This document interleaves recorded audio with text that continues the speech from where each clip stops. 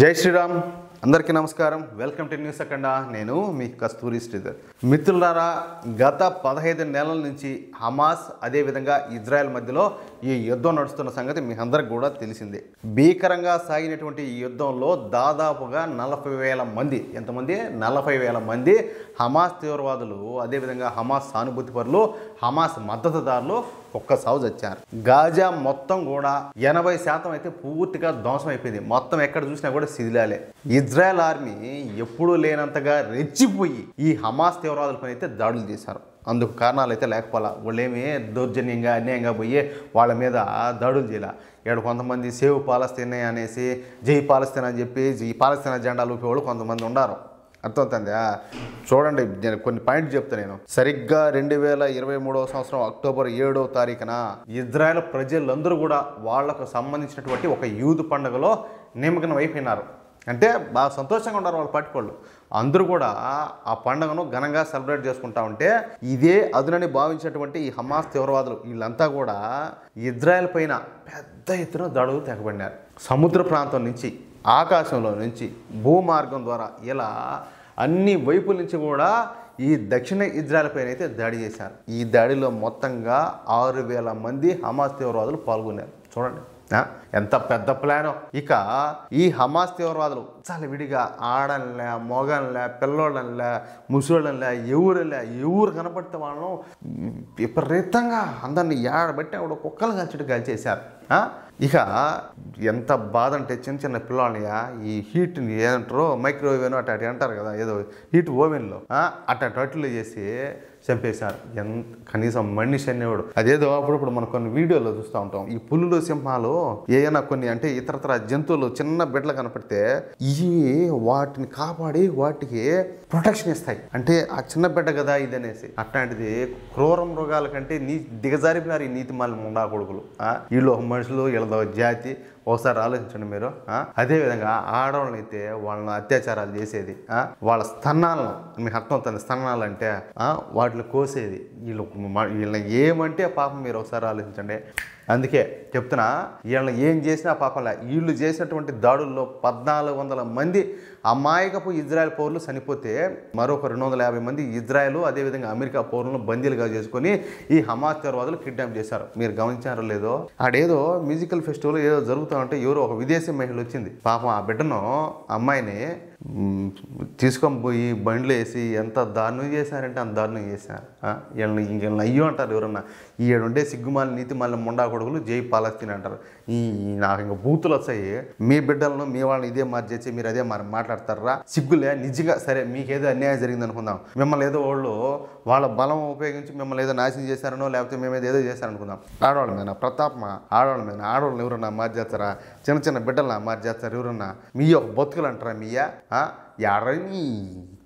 సరేలే, వదిలే. కానీ సరే, ఇంత జరిగినప్పటికీ ఇది తప్పు అని చెప్పేసి ఏ ఒక్క ముస్లిం దేశం కూడా మాట్లాడాల. కనీసం వాళ్ళు చేసినటువంటి దాడిని ఖండించలా. పైగా ఈ ముస్లిం దేశాల్లోని ప్రజలు ఈ దాడులకు సపోర్ట్ చేస్తా స్వీట్లు పంచుకున్నారు. స్వీట్లా వాళ్ళు పెంట తినాల్సింది రాని ఈ బతకలో నా మెట్టు. ఇది చూసి ప్రపంచం మొత్తం షాక్ అయిపోయింది. ఇంత దారుణంగా అమాయకులను హత్య చేస్తే మీరేమి సపోజ్ చెప్తా, ఇజ్రాయెల్లో ఉండేటటువంటి నాయకులు ఉంటారు, లేకపోతే పొలిటీషియన్స్ ఉంటారు, వాళ్ళ ఆర్మీ ఉంటుంది, పోలీసు వాళ్ళు ఉంటారు కదా, వాళ్ళ మీద మీరు దాడులు చేసి ఉంటే సరే అనుకోవచ్చు. అమాయకుల మీద దాడులు చేసేదా? వాళ్ళ మీద దాడి చేసి వాళ్ళని హత్య చేస్తే సెలబ్రేట్ చేసుకోవడం ఏందని చెప్పేసి అందరూ కూడా చెప్పాలంటే ప్రపంచమే ఉలికిపడింది. ఇక ఈ దాడి మూలంగా రగిలిపోయినటువంటి ఇజ్రాయెల్ అదే రోజున హమాస్ తీవ్రవాదులపైన యుద్ధం అయితే ప్రారంభించింది. గాజా పైన విరుచుకుపడింది. అట్నే ఏదే మామూలు కూడా కాదు. దొరికిన వాళ్ళు దొరికినట్టు లేపేశారు. అనేక మసీదులను ధ్వంసం చేసి పారేశారు. ఎందుకంటే మసీదుల మీద కదా వాళ్ళ కోపం. మసీదులను అయితే ఏం చేయరేమో అని చెప్పేసి మసీదులను కూడా అడ్డాలుగా చేసుకొని ఆడ కూడా ఈ తీవ్రవాద కార్యకలాపాలకన్నింటికి పాల్పడినారు. అందుకని వాటిని కూడా లేపేశారు. ఈ భూగర్భ సొరంగాలను పూర్తిగా మొట్టిపెట్టారు. ఈ భూములు అంతా సొరంగాలు కూడా అడ్డానుకునేది, బయటకు వచ్చే దాడులు చేస్తే మళ్ళీ అడ్డానుకునేది. అందుకని చెప్పేసి వాటిని కూడా మొట్టిపెట్టారు. ఇక హమాస్ టాప్ కమాండర్లు అయినటువంటి ఇస్మాయిల్ హనియాను అదేవిధంగా యాహ్యా సిన్వార్ను నరకానికి పార్సల్ చేశారు. ఈ దాడుల్లో 40,000 మంది హమాస్ తీవ్రవాదులు ఒక్క సావు తెచ్చారు. కానీ ముస్లిం దేశాలు ఈ 40,000 మందిని అమాయక పౌరులు అని చెప్పి చెప్తున్నారయ్యా, అర్థమవుతుందా? కానీ వీళ్ళైతే అమాయక పౌరులు అయితే కాదు. ఖచ్చితంగా వీళ్ళు హమాస్ తీవ్రవాదులో లేకపోతే వాళ్ళకి సాయం చేసేవాళ్ళు అయి ఉంటారు. అవునా కదా?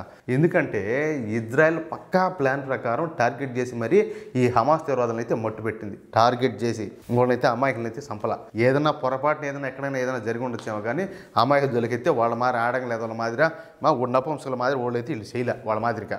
ఇక అమెరికా అధ్యక్షుడిగా ఈ నెల 20వ తారీఖున డొనాల్డ్ ట్రంప్ ప్రమాణ స్వీకారం చేస్తున్నాడు. ఈ సందర్భంగా డొనాల్డ్ ట్రంప్ మాట్లాడుతూ బందీలుగా తీసుకుపోయినటువంటి ఈ ఇజ్రాయెల్ మరియు అమెరికా పౌరులను విడిపించకపోతే మొత్తం మధ్య ఆసియానే ధ్వంసం చేస్తానని చెప్పేసి భీషణ ప్రతిజ్ఞ చేశాడు.